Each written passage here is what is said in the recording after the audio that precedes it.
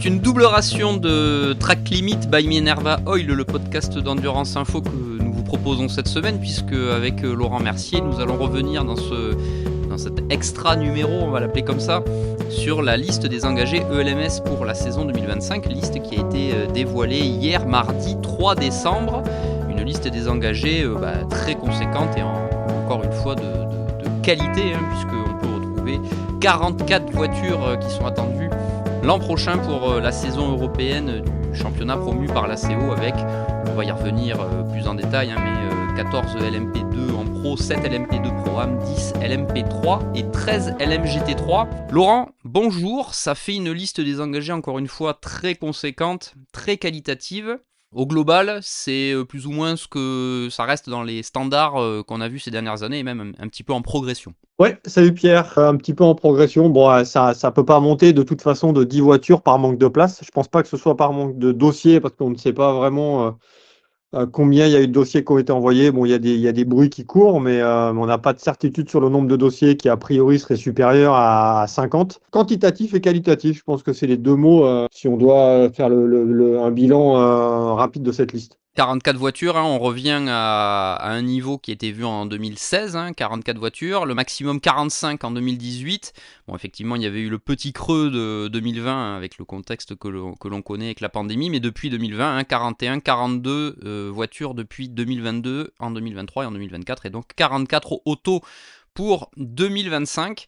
Laurent, je te propose de passer en revue cette liste par catégorie avec une petite analyse un peu des surprises, puisqu'il y en a quelques-unes, et des nouveautés à attendre de cette liste des engagés. Laurent, le LMP2 Pro, 14 voitures, pas beaucoup de surprises dans cette catégorie, dans cette classe, on va l'appeler classe, avec notamment des changements de nom, on le savait, pour Cool Racing notamment, qui exploitera 2 autos, dont l'une sous bannière Pure Racing, et on y retrouvera quelqu'un qu'on connaît bien du GT et du LMGT3 plus précisément en 2024 avec le titre en WEC, le premier sacre LMGT3, avec Alex Malikin qui donc passe en LMP2 comme prévu et comme on l'avait déjà annoncé il y a plusieurs semaines. Ça va déjà commencer avec l'Asian Le Mans Series, déjà pour Alex Malikin en P2, qui, je pense, après avoir un peu tout raflé en GT3, aussi bien en GT World Challenge Europe qu'en WEC, passe à l'étape supérieure. Et si on en croit les premiers retours, on va dire en interne, je serais pas surpris qu'Alex Malikin soit rapidement dans le coup au volant d'une LMP2, sachant que l'année prochaine, Alex Malikin passe Silver. Si on regarde la liste des engagés, il est bien classé Silver, alors qu'il est encore bronze en Asian Le Mans Series parce que c'est sur 2 années calendaires. Ça, c'est pas tellement une surprise, on s'y attendait plus ou moins quand même. Donc Cool Racing qui devient CLX, la nouvelle appellation de l'entité, qui donc exploitera 2 voitures, CLX Pure Racing et CLX Motorsport, une version plus standard de l'équipe avec Manuel Espirito Santo. Dans la seconde voiture, les voitures étant badgées des numéros 37 et 47. Laurent, on reprend dans l'ordre puisqu'il y a très peu d'autres changements. On retrouve les grands habitués, DKR Engineering, Iron Leaks Proton, encore Jonas Reed sur la numéro 9, Vector Sport, Idexport, United, Nielsen, Algarve, Duquesne, Inter-Europol avec 2 voitures comme cette année, et Panis Racing, Laurent, qui change un tout petit peu de dénomination avec l'arrivée. Alors, ils étaient déjà présents, effectivement, mais cette fois, c'est vraiment dans la dénomination Mark van der Straten, le VDS Panis Racing, avec Charles Milesi déjà officialisé sur cette Oreca 07 numéro 48. On a du Boutsen VDS en GT3, en GT World Challenge Europe, et on a du VDS Panis Racing en LMP2. Je pense qu'on verra un petit peu plus le félin, peut-être pas sur la voiture, ce qui était déjà pas mal, mais ça c'est juste un changement.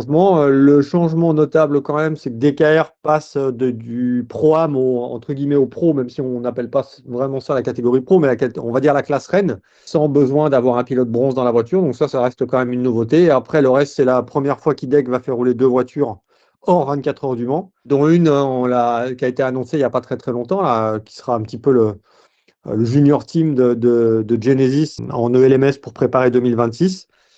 Donc avec Jamie Chadwick, Logan Sargent qui a testé la voiture avec Jamie Chadwick d'ailleurs au Paul Ricard il n'y a pas très très longtemps, et Mathis Laubert qui passe de la Cup, des Porsche Cup à la catégorie LMP2 directement. Donc effectivement, Idexport avec 2 voitures, effectivement Jamie Chadwick, ça sera forcément un équipage à suivre. Dans la classe, on voit quelques changements d'équipe, hein. On voit notamment Jean-Baptiste Simenauer, Laurent, qui passe chez Inter Europol sur la numéro 34 avec Luca Giotto et Pedro Perino. C'est le seul équipage de la liste complet, hein, dans cette classe pro, hein, on va l'appeler Bah, comme ça. on n'a pas encore la totalité des équipages, hein, même s'il y a des pilotes où on sait plus ou moins qui vont rouler, mais ça n'a pas encore été annoncé officiellement. On a quelques nouveautés, notamment chez Duquesne Team, avec l'arrivée de Francesco Simonazzi. Peu connu de la Euh, scène endurance. ouais, je ne connais pas du tout d'ailleurs, Bah donc je ne sais écoute, pas si toi tu sortie de connais, la mais monoplace, donc ok. monoplace et en Euro Formula et quelques courses, 4 courses cette année en FIA F3. Bon, après le Donc reste, une nouvelle tête clairement puisqu'il sort de F4, enfin le cursus on va dire un peu traditionnel des jeunes en monoplace, hein, F4 et passage ensuite en F3. il y a quand même quelques surprises. C'est de ne pas voir AO by TF en LMP2, on va dire basique, enfin traditionnel, Ce et qui de était le les cas voir les en autres années. LMP2 Pro. Mhm. Ce qui était le cas, et c'est eux qui sont champions, c'est eux qui sont champions en titre, et du coup ils sont en Pro. La grosse absence est RD Limited. C'est ça Laurent, c'était une des grosses nouveautés pour et l'intersaison et on pensait pour la saison prochaine, puisque RD Limited, hein, l'écurie de Romain Dumas, disputera à partir de ce week-end l'Asian Le Mans Series avec son châssis Oreca 07. La logique aurait effectivement voulu voir la structure de Romain dans le paquet en ELMS, mais finalement, il n'a pas passé le cap de la sélection et ça doit Bah, forcément, il doit y si, avoir de la déception si, pour Romain et ses troupes. c'est un peu une surprise, comme c'est une surprise aussi. Alors après, il faut voir aussi, on n'a peut-être pas tous les tenants et les aboutissants, mais je trouve aussi étonnant que Team Virage n'ait pas été retenu aussi. C'est quand même une équipe qui est fidèle au championnat, qui fait quand même de la Ligue European Series, qui fait de la Michelin Le Mans Cup, qui fait de l'European Le Mans Series dans la MP3. Est-ce que tous les teams ont déposé un dossier pour Team Virage? On va le savoir très, très vite, parce qu'on doit avoir Julien Gerby rapidement au téléphone, puisqu'il a ses pangs. Mais par contre, du côté de Romain, on a bien déposé un dossier et on n'est pas retenu. Alors non seulement on n'est pas retenu, et on n'est pas réserviste. Et à Ça, côté de ça, tu mets en réserviste, premier réserviste, parce que c'est la première fois où il y a une liste de réservistes en ELMS. Tu mets iClass Racing, qui il y a quelques années, si on se souvient des interviews, a plutôt claqué la porte pour aller rouler aux États-Unis. Et je me souviens très bien de la discussion et de l'interview il y a quelques années où il y a un des pilotes qui nous avait dit, de toute façon, moi, on ne me reverra plus jamais dans un championnat assez haut, je préfère aller rouler aux États-Unis. Et finalement, on revient et RD Limited qui a acheté deux voitures qui est quand même un nom, qui est pas pris, qui est pas réserviste, qui fait l'effort d'aller en Asian Le Mans Series. c'est ce que j'allais te dire. Il y a l'effort fait cet hiver avec toute la logistique qu'on connaît, avec également le coût, hein, de tout ça pour préparer éventuellement une saison. Et c'est vrai que c'est pas Bah, et puis récompensé. ouais, et puis t'as vu, tu fais rouler quand même Tristan Vautier, Fred Bourdade et James Allen. Donc tu fais quand même pas rouler des débutants dans la voiture. Ouais, je trouve ça un peu. Alors soit on sait pas tout, mais personnellement je trouve ça un peu dommage. Alors après on va me dire ouais, mais c'est la première année et tout. Bah ouais, c'est la première année, mais l'année dernière, pour être honnête, on discute suffisamment avec les pilotes et les équipes et les retours qu'on a eu, j'aurais dû en avoir, allez, j'ai dû recevoir 6 fois le même message depuis l'apparition de la liste, où les messages sont clairs. Les messages disent, bah, c'est quand même bizarre que l'an dernier, on prenne Richard Mille pour la première fois en P2. Ok, c'est avec TDS, qui est aussi une équipe reconnue, évidemment. Et que là, on ne prend pas RD Limited et qu'on prend Richard Mille en GT. Après, je ne fais pas partie du comité de sélection. Il faut forcément faire des choix. Mais il y a plusieurs équipes qui grincent des dents. Je ne sais pas aussi pourquoi on ne voit pas aussi RLR M Sport qui a une invitation après le titre LMP3 qui est censé. Alors, à moins que le règlement pour l'année prochaine des 24 heures du Mans, qui est le règlement spécifique, change. Mais jusqu'à présent, tu devais valider l'invitation aux 24 heures du Mans dans la catégorie où tu vas rouler. Chose qui là n'est pas le cas parce que RLR M Sport n'est pas présent ni en LMP2 en ASIAN, ni en ELMS, mais en LMP3. Donc, est-ce qu'il valide du coup l'invitation en LMP3? C'est possible. Il faudra attendre d'avoir le règlement spécifique des 24 heures du Mans pour en savoir plus. Et Laurent, dans cette liste, le dernier point qu'on peut mentionner avant de passer au programme, c'est le retour entre guillemets de Tom Dillman, hein, qui sera toujours présent chez Inter Europol à côté de Jakub Śmigowski, présence qui sera couplée avec son programme en IMSA, un petit peu comme l'an cette année écoulée en 2024 où Tom a été sacré en LMP2 en IMSA. Et le Pro-Am, maintenant Laurent, 7 voitures, comme tu dis, il y a eu quelques petits changements, puisque notamment DKR est monté dans la classe Pro, on va dire, on continue à l'appeler comme ça. Mais sinon, on retrouve les habitués, United, Algarve Pro Racing pour donc les deux autres voitures de ces deux équipes, Nielsen Racing qui aura également une voiture en Pro-Am. On retrouve TDS Racing, évidemment, avec Rodrigo Sales qui sera une nouvelle fois au volant de l'Oreca 07 numéro 29. Proton Compétition avec Giorgio Roda. AF Corset, on ne change pas un trio qu'on a vu cette année avec François Perrodo, Mathieu Vaxivière, Alessio Rovera. Et donc, comme tu le mentionnais, AO ITF qui lui fait le chemin inverse de DKR en passant en Pro-Am avec PJ Hayet qui sera le pilote bronze de l'équipage. Encore une fois, cette liste LMP2 Pro-Am, on retrouve les grands habitués de l'ELMS sans réelle surprise, Laurent. Je sais pas ce que toi t'en penses, mais ouais, c'est fidèle à ce qu'on connaît. Il n'y a pas trop de surprises, à part au ByTF, Voilà. qui, donc, comme tu l'as dit, tu vois, passe en pro, mais sinon, bon, c'est plutôt fidèle. Il va falloir te méfier évidemment encore de ce diable de trio François Perrodo, Mathieu Vaxivière, Alessio Rovera, parce que là, on a quand même du lourd pour les trois. Et après, moi, j'attends de voir aussi qui on va mettre avec Rodrigo Sales, parce qu'avec chez TDS, généralement, on est aussi bien armé, bien affûté pour jouer les premiers rôles et pour jouer le titre. Donc là aussi, je me fais pas trop d'illusions. Je pense qu'il y aura un trio pour jouer la gagne, parce qu'il faut quand même rappeler que l'équipe championne LMP2 Pro-Am décroche une invitation pour les 24 heures du Mans, en espérant que ce soit plus simple que le GT World Challenge Europe. Mais bon, ça, c'est un autre débat. Écoutez notre précédent podcast sur Jeddah pour les tenants et les aboutissants, mais sans la réponse définitive. Et attention aussi, même si bon là tous les équipages sont pas bouclés, mais je pense que Criton Lentudis, Alex Quinn et Oli Caldwell, c'est plutôt pas mal aussi chez Algarve Pro Racing, avec une équipe portugaise de Stewart et Samantha Cox qui répond présent depuis pas mal de temps. Donc non, franchement, moi je suis assez content du niveau d'engagé en ELMS, assez satisfait de voir les équipes. Enfin, il y a du niveau et quoi qu'on en dise, ça reste aujourd'hui. Alors, si on met le LMP3 à part, mais ça reste aujourd'hui une catégorie unique avec code Oreca 07, c'est-à-dire même châssis, même pneus, même moteur. On va dire un peu moins de diversité par rapport à ce qu'on peut connaître ailleurs, mais par contre, là, c'est le travail des équipes et des pilotes qui est mis en avant. Et à la fin de la course, on sait que le meilleur a gagné. Pas de BOP, pas de discussion.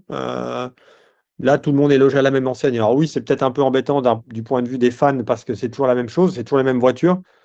Maintenant, moi perso, c'est une catégorie que j'aime bien parce que ça permet d'en savoir plus sur le niveau des uns et des autres. Alors après, je sais pas si tu seras d'accord avec moi, mais je pense qu'il faudra aussi surveiller le LMP2 Pro-Am pour jouer les premiers rôles, même au général. Alors sans forcément Ah oui, oui, je suis parler de d'accord la avec toi. victoire absolue à chaque course, mais je pense qu'il y aura certains équipages qui seront plus que présents pour jouer, ne serait-ce que déjà le podium. Quand tu vois des François Perrodo, Mathieu Vaxivière, Alessio Rovera, bon, on connaît la qualité, mais comme tu disais, Lentudis, Quinn, Caldwell ou même un Sato, Jarvis, Schneider chez United.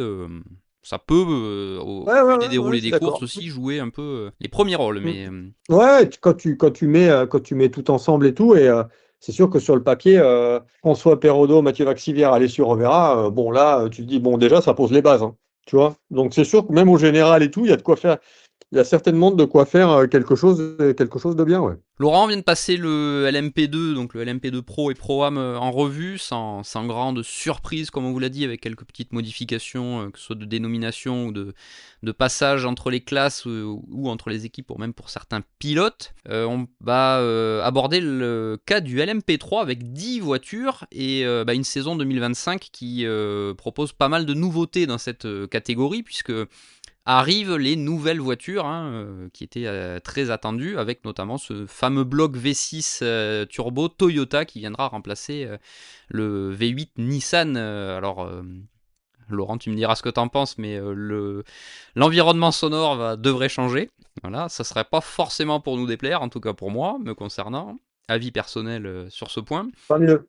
Pas mieux, voilà. Et forcément, les constructeurs qui peuvent développer les châssis de cette catégorie LMP3, hein, on rappelle Ginetta, Ligier ou Duquesne notamment, et Hades, on peut voir que Ligier a conservé la mainmise, hein, sur cette catégorie, hein, puisque sur les 10 voitures engagées, on a 8 Ligier JSP 325, hein, la nouvelle dénomination, une seule Duquesne D09 pour WTM by Rinaldi Racing et une Ginetta G61 LT Evo. Pour DKR Engineering, Laurence, c'est une suite un petit peu logique de ce qu'on a vu ces dernières années, hein, où Ligier avait vraiment alors sans parler de monopole comme la Oreca sur la catégorie LMP2, mais les Ligier étaient les voitures les plus diffusées, et bon, ça reste logique, même si on pouvait peut-être espérer voir peut-être plus de Duquesne notamment, parce qu'on sait qu'il y a eu pas mal d'efforts faits à ce niveau-là. Tu as 4 constructeurs, on en a 3 présents, dont 2 avec une seule voiture. J'espère juste que les 4 constructeurs pourront s'exprimer dans les différents championnats pour avoir un peu de diversité. Sinon, c'est dommage d'avoir ouvert à 4 et si on en a qu'un. On l'a déjà vu en LMP2.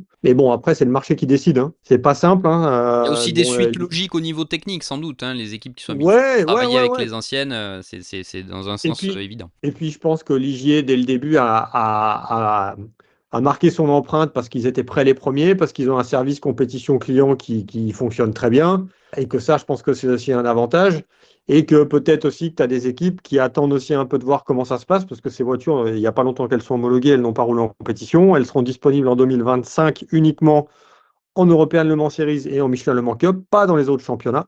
Il faudra attendre 2026 pour ça. Donc on n'en aura pas énormément en piste, hein. On va rajouter celle de la Michelin Le Mans Cup, où là peut-être qu'on aura un petit peu plus de diversité, mais j'espère qu'au moins en Michelin Le Mans Cup, on verra les 4 châssis.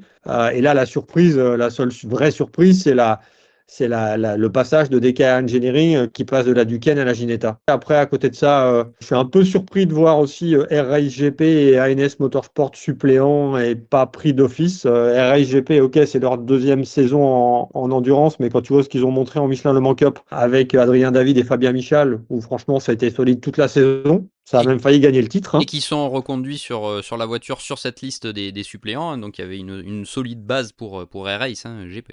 Ouais, ce qui m'étonne un peu, parce que moi j'étais persuadé qu'Adrien David, du coup, il allait rouler en P2 parce que c'est un jeune qui a du talent. Maintenant, c'est un produit RSGP et peut-être qu'il a décidé aussi de rester encore en LMP3 avant de passer en LMP2, pourquoi pas en 2026. Mais bon, après, je sais bien qu'on peut pas prendre tout le monde, mais c'est sûr que ANS Motorsport et RSGP avaient tout à fait leur place et leur légitimité sur la grille LMP3. Et si tu prenais Race, ça te rajoutait une Duquesne D09. Donc, t'en fais sortir, t'en fais rentrer. Bon, voilà. Et là, il y a Team Virage, par contre, hein, Oui. qui n'est pas en LMP2, mais qui a une voiture en LMP3. Puis, t'as toujours les fidèles, Euro International. Racing Spirit of Léman aussi, avec Marius Fossard, passe aussi avec Jean-Ludovic Foubert et Jacques Wolf. Et puis, les Bretons d'Ultimate aussi. Donc, bon, écoute, là, je pense que c'est là aussi, c'est pas facile de prendre tout le monde, mais il y a peut-être de quoi faire différent. Mais bon. Je ne suis pas partie du comité de sélection, donc mon avis, tout le monde s'en cogne. C'est vrai que là, un MP3, peu de surprises au niveau des engagés. La seule vraie nouveauté cette année, on vous le disait, c'est l'arrivée de ces nouvelles voitures. Et certes, au vu des discussions, on savait que les programmes étaient déjà plus ou moins lancés avec les constructeurs. La diversité aurait pu être un poil plus élevée, mais ça, encore une fois, comme tu le disais, c'est Mais aussi le choix des ap- équipes par rapport à leur plan technique et au choix aussi peut-être potentiellement des clients qui ont testé la voiture, on rappelle, depuis et, pas mal de semaines. et après, moi, je jette pas la pierre au comité de sélection, hein, parce que Ce qui doit je être dis très ça, mais difficile, hein. C'est très difficile, hein, je, je le répète. je dis ça, mais je voudrais pas la place, hein. Donc, Non, ça parce c'est qu'il sûr. faut forcément, tu vois, il faut forcément laisser sur le carreau. Donc là-dessus, il y a pas mal de paramètres qui rentrent en jeu, hein. Il y a l'assiduité au championnat, la situation juridique aussi. Par rapport et financière aux promoteurs par rapport au passé. Enfin, il y a quand même pas mal de paramètres, donc il y a certainement aussi des choses qui peuvent nous échapper. Chacun peut avoir un avis personnel de prendre telle équipe et pas telle équipe, et c'est aussi le cas du comité de sélection, et qu'à un moment, il n'est pas possible de prendre tout le monde. Je pense que du côté du comité de sélection, on aurait bien voulu s'éviter une réunion et pouvoir dire, bah, vous savez pas, vous êtes allez, 59 à avoir demandé un dossier, bah, on vous prend tous les 59. Sauf que ça, c'est pas possible. Donc il faut faire des choix, il faut arbitrer. Ce serait un sacré luxe, mais on vous rappelle, hein, il y a une question aussi de place sur les circuits, hein. C'est une composante que le promoteur ne peut pas modifier d'un claquement de doigts. Il y a aussi des questions d'homologation des circuits. tous ces paramètres, plus comme tu rappelais aussi d'autres points que nous ne connaissons pas et qui font forcément partie du processus de sélection. Et c'est pour ça qu'il y a un comité de sélection, dont c'est le travail, qui gère ce point. Comité de sélection, Laurent, qui a retenu 13 LM GT3 pour la dernière catégorie qui nous intéresse dans cette liste des engagés de l'ELMS 2025. 13 voitures, aucune voiture sur la liste de réserve dans cette catégorie. Et sur les 13 autos, Laurent, il y a quand même 7 Ferrari 296 LM GT3. On vous le redit, les pilotes amateurs ont le cheval cabré au cœur, entre guillemets. C'est toujours une marque qui attire et ça se confirme encore cette année avec les équipes habituelles, hein, Laurent, qui exploitent les Ferrari, AF Corse, Kessel Racing, GR Racing, qu'on avait vu l'an dernier, et encore JMW Motorsport, les grands habitués avec les Ferrari. Mais au-delà de ça, Laurent, il y a quand même une sacrée nouveauté, puisqu'on va retrouver avec plaisir les McLaren. McLaren qui refait son retour en, LMGT, en catégorie GT, en ELMS. Ça fait plus d'une décennie, c'est ça, Laurent, qu'il n'y avait pas eu les McLaren avec Ouais, les c'était la RT, MP412C. avec carte Grand Prix. C'est ça. Et c'est United Autosport qui exploitera logiquement la McLaren 720S LMGT3 Evo avec Marvin Kirchhofer d'ores et déjà confirmé. Et les deux autres nouveautés, Laurent, c'est Corvette avec TF Sport qui était présent en LMGT3 cette année en WEC. Et surtout la grosse nouveauté, Iron Lynx. Comme on vous l'a dit, le passage à Mercedes déjà annoncé et Gustavo Meneses qui sera le premier pilote confirmé sur cette voiture. Laurent, c'est bien parce que ça redonne un nouvel élan à cette catégorie GT, globalement, où on voyait beaucoup Aston Martin, Porsche, Ferrari dans la classe GT en ELMS. Là, pour le coup, la diversité est de mise en 2025. Ouais, et je te rajouterai juste une marque, c'est Lamborghini, qui n'est Pour le coup, pas, qui n'est pas là. qui n'est pas là, et Lamborghini qui a gagné avec Iron Lynx, qui s'est offert, enfin qui a gagné le titre et donc qui a une invitation pour les 24 heures du Mans. Ah, donc c'est le team qui a une invitation et pas forcément la marque, mais qui n'est plus, il n'y a plus de Lamborghini du coup, mais là tu compenses avec l'arrivée, c'est sûr, de Mercedes, l'arrivée de McLaren. Et l'arrivée de la Corvette. Donc là, il y a un peu plus de diversité. Alors oui, il y a beaucoup plus de Ferrari. Maintenant, là, tu peux pas vraiment, enfin, je sais pas ce que toi t'en penses, mais tu peux pas vraiment crier au scandale parce que les équipes qui roulent sont des équipes fidèles du championnat. Tu Moi, peux j'aurais pas, pas compris, tu par vois? exemple, que Kessel soit pas là, que Exactement. AF Corse, ça me paraissait impossible qu'il n'y ait pas, Ouais. qu'il y ait pas de Ferrari F Corse en ELMS, et tout comme Comme Racing Spirit JMW of Motorsport. Léman. Voilà, Ouais. c'est les habitués, que ce soit du Mans et de l'ELMS. Là, j'aurais plus crié entre guillemets au scandale de ne pas voir Kessel Racing ou F Corse que ce qu'on voit là sur cette liste des engagés 2025. Donc moi, je suis vraiment ravi de voir plus de diversité avec la McLaren, de voir la Corvette, de voir la Mercedes. Aston Martin reste grâce à Racing Spirit of Le Mans, pardon. Donc ça c'est bien, ça permet de voir, ça nous permettra de voir des batailles entre différentes marques et pas forcément entre les 3-4 marques qu'il y avait ces dernières années, même si la lutte était très, très très belle. Mais, et je pense que pour le public, c'est aussi ce que cherche un peu le promoteur, de pouvoir aussi montrer qu'il y a tant de marques sur la liste des engagés. C'est forcément un moyen d'attirer aussi le public voilà, de mettre en lumière cette catégorie LMGT3. M'étonne aussi un peu, comme tu disais tout à l'heure, qu'il n'y ait pas, par contre, de GT3 en suppléant. Donc Laurent, au cœur de cette classe LMGT3, on retrouve des noms qu'on connaît forcément, avec la présence notamment chez Richard Mille, F Corset, de Lilou Adou. Ça fait plaisir de revoir la française après une saison en Super GT. Elle Hum. reviendra sur le continent européen sur un programme plus complet.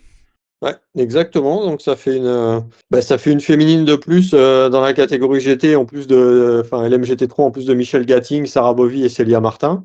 Sans oublier Jamie Chadwick qui roule en LMP2. Toujours bien aussi de revoir Lilou sur un programme européen après le Super GT. Et à côté de ça, il y a aussi, c'est bien aussi, on va revoir à nouveau, comme cette année en WEC, Clément Matteux et Erwan Bastard, Erwan Bastard qui va rouler donc encore avec Clément Matteux, encore sur une Aston, mais cette fois avec Racing Spirit of Léman, qui seront épaulés par Valentin Asclot, qui était un peu le coach cette année en WEC. Donc, Là, ça fait un bel donc équipage. ouais, équipage solide, équipage qui connaît bien la voiture. Et qui se connaît du Euh, coup. Ça, c'est important. exactement. Qui se connaît. Ouais. Ouais. Et Clément et Erwan qui sortent d'une campagne en WEC avec cette voiture-là, donc forcément c'est un avantage. Après, on va voir ce que vont donner les autres équipages qui sont pas encore complets. On va voir aussi ce que va donner Célia Martin en pilote bronze en compagnie de Sarah et de Michel Gatting. Une liste en GT3 qui est pas, enfin, je pense qu'on peut dire à part quand même l'arrivée de United Autosport avec la McLaren. Sinon, c'est pas une liste très surprenante. Il n'y a pas de surprise, voilà, il y a des évolutions. C'est ça la principale information, hein, de cette liste LMGT3. Comme on vous le disait, les autres surprises étaient plutôt en LMP2 sur des absences, hein, principalement. Mais c'est vrai qu'on retrouve les habitués du GT dans cette classe LMGT3 avec des nouveautés comme la McLaren, la Mercedes et la Corvette. Et Laurent, un petit mot quand même de Gustavo Meneses qui retrouve également un programme complet avec Iron Lynx et la Mercedes. On va voir ce que donne Gustavo sur du GT3. Ça va être intéressant à regarder. Ouais, il avait roulé de mémoire, il a roulé à Bahreïn en rookie test. Oui, Il me exactement. semble sur une Lamborghini, non? Iron Lynx. C'est ça, et c'est ce Donc, qui justement laissait présager d'un possible programme pour 2025. Et c'était avant effectivement l'officialisation, hein, de la séparation Iron Lynx Lamborghini. la petite anecdote, c'est que Racing Spirit of Léman, maintenant, n'a plus le drapeau suisse, mais le drapeau français. Alors, est-ce que c'est parce qu'il y a trois pilotes français dans la voiture? Aussi bien en LMP3 qu'en LMGT3, je sais pas. On n'a pas posé la question d'ailleurs. Mais voilà, donc c'est la seule équipe française d'ailleurs du LMGT3 Racing Spirit of Léman, hein. Exactement, exactement. Mais la France reste représentée dans les différentes classes. Il faudra surveiller cette Aston Martin, je pense. Ça risque d'être Ouais, pas mal. Tout chauvinisme mis à part, hein, ça reste juste sur la liste des engagés quand on voit le trio.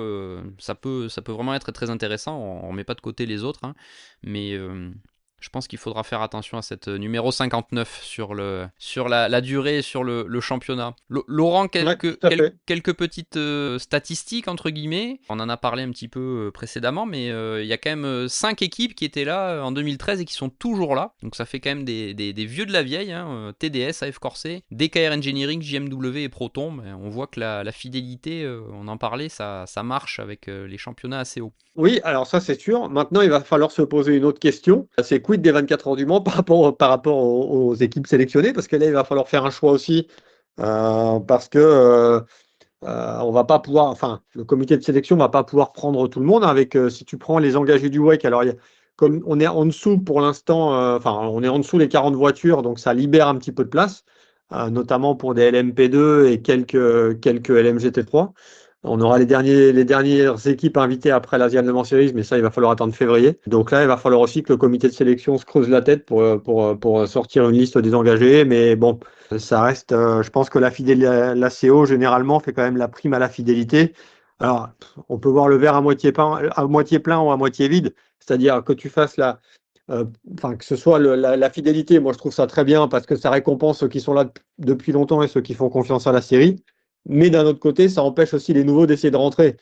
Donc c'est toujours un peu compliqué, mais là, il y a rien à dire là-dessus. Je veux dire, le comité de sélection doit faire un choix et on peut pas toujours critiquer les décisions du comité de sélection, comme on l'a dit tout à l'heure, hein. C'est quelque chose qui n'est pas évident à faire. Faut faire des arbitrages, faire des choix. Et là, bon, va falloir mettre des petites croix, rayer des teams et en mettre en suppléant. Enfin bon, il y a plein de questions qui vont se poser parce que toutes les équipes, principalement LMP2, arrivent à boucler les budgets et boucler les équipages avec le Mans au bout. Sauf qu'on sait pertinemment que tout le monde n'ira pas au Mans, parce qu'il n'y aura pas assez de place encore. Et peut-être même qu'il y aura des équipes qui déposeront pas de dossier pour les 24 heures du Mans, parce que contrairement au WEC, on est invité d'office. Là, il faut envoyer un dossier de sélection.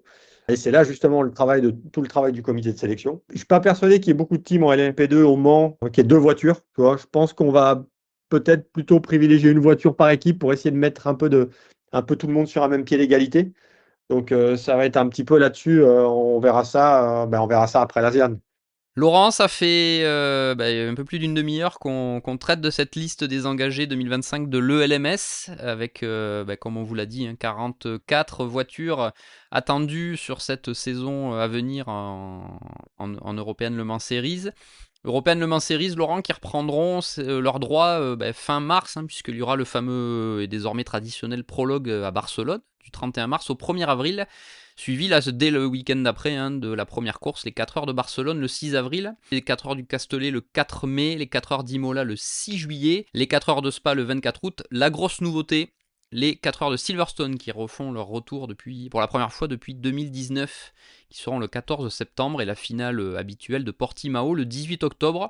Laurent, un calendrier encore une fois classique, avec le retour qui sera forcément scruté et sans doute très, très attendu par les pilotes de Silverstone. On sait que le circuit est très apprécié. Ça fait un beau calendrier avec forcément des envies de scruter de très près cette saison 2025. Pour être honnête, j'espère qu'on va pouvoir la suivre d'un peu plus près l'année prochaine qu'on l'a fait cette année, parce que aussi bien, enfin, on était tous les deux au Mugello. D'ailleurs, toi, c'était la première fois en ELMS. Exactement. Et franchement, j'espère qu'on pourra suivre d'un peu plus près, parce que ça reste un championnat sympa à suivre, sympa à couvrir, facile à travailler. C'est ce que j'allais te dire, très agréable à travailler. Ouais, parce que tu peux aller partout, parce que tu peux discuter avec tout le monde, parce que tu n'as pas d'attaché de presse qui t'enregistre ou qui te demande de venir à 8h15 et que si tu arrives à 8h16, on te dit que tu n'as plus qu'une minute parce que tu arrives avec une minute de retard. Donc ça, c'est quand même très, très, très, très agréable. Du coup, j'espère qu'on pourra suivre toute la saison sur place, parce qu'en plus, quand tu couples ça avec la Michelin Le Mans Cup, tu as quand même un panel d'équipes quand même assez large. Et avec la qualité, enfin avec la quantité d'abord et la qualité ensuite. Donc écoute, j'espère qu'on pourra accompagner cette caravane européenne Le Mans Series 2025 sur tous les meetings. Et d'autant plus avec les nouveautés sur lesquelles nous sommes revenus, notamment les nouvelles LMP3 qui seront forcément à regarder de près, les quelques nouveautés également LMGT3 avec Mercedes, McLaren et Corvette qui seront dans la boucle pour 2025. Et bien évidemment le LMP2 avec cette liste des engagés dans la classe Rennes de 21 voitures, 14 en LMP2 Pro, 7 en LMP2 Pro Am. Laurent, il me reste à te remercier pour ce nouveau numéro de Track Limit by Minerva Oil, le podcast d'Endurance Info. Donc c'était un deuxième épisode cette semaine, une double ration, puisque après la finale de Jeddah que vous pouvez toujours écouter sur les différentes plateformes, il nous a paru évident de vous faire profiter également de cette petite analyse et ce débriefing de la liste des engagés de l'ELMS.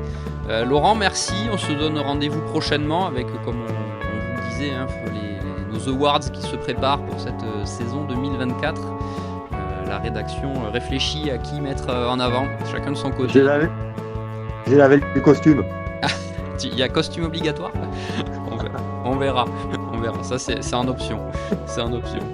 Et on vous donnera donc rendez-vous très rapidement dans un nouveau numéro de Track Limit by Minerva Oil. Et d'ici là, restez connectés sur Endurance Info. Vous pouvez, on est le 4 décembre et si vous n'y êtes pas encore allé, on vous encourage à aller voir nos articles autour de Genesis Hyundai, puisque le programme qu'on avait mis en avant il y a quelques mois dans la foulée des 24 heures du Mans est enfin officialisé. On vous laisse aller découvrir toutes les infos sur notre site internet autour de cette future nouveauté en endurance qui sera évidemment un moment important de l'histoire du WEC et de l'IMSA, puisqu'on vous rappelle que la marque devrait disputer les deux championnats.